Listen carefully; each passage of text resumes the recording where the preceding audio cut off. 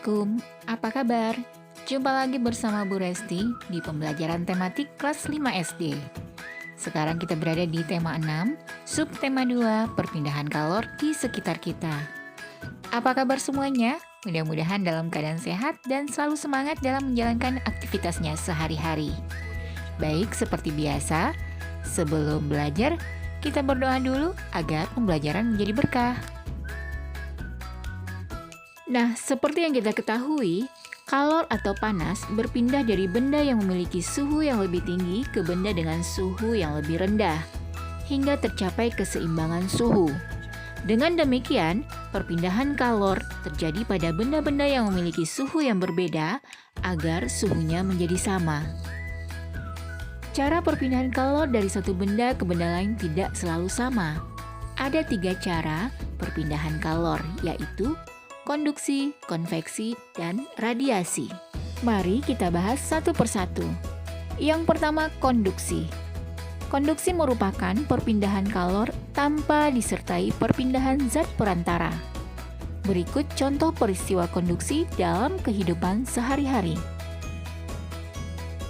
Mencelupkan sendok ke dalam air panas, lama-kelamaan gagang sendok yang terbuat dari logam akan terasa panas. Penyebabnya adalah kalor dari air panas berpindah ke gagang sendok. Tangan memegang cangkir berisi teh hangat. Tangan kita tentu akan merasa panas.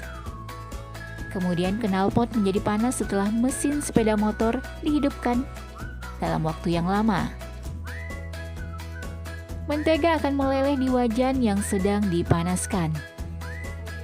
Kemudian tutup panci akan terasa panas saat panci digunakan untuk memasak.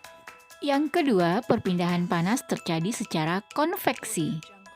Konveksi merupakan perpindahan kalor melalui perantara, di mana zat perantaranya ikut berpindah. Berikut contoh peristiwa konveksi dalam kehidupan sehari-hari. Yang pertama, air yang dipanaskan dalam panci. Ketika memanaskan air, air akan terlihat seperti diaduk. Hal ini dikarenakan partikel-partikel air yang ada di bagian bawah menjadi panas dan berpindah ke permukaan. Partikel air yang berpindah ini juga diikuti oleh perpindahan kalor. Peristiwa angin laut dan angin darat. Angin laut adalah angin yang berpindah dari laut ke darat dan terjadi pada siang hari. Saat siang hari, matahari membuat daratan lebih panas. Akibatnya, suhu di darat lebih tinggi dan membuat partikel udara memuai.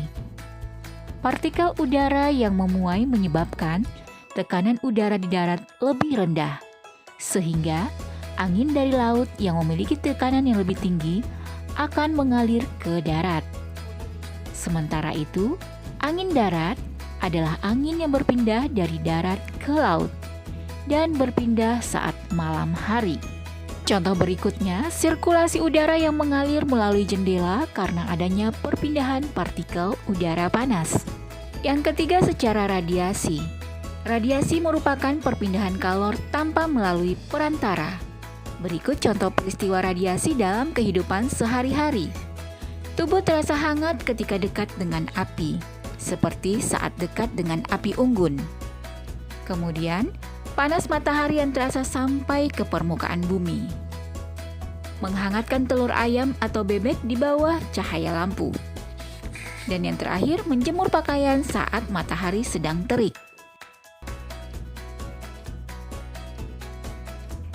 Nah, demikianlah cara perpindahan panas yang terjadi melalui konduksi, konveksi, dan radiasi.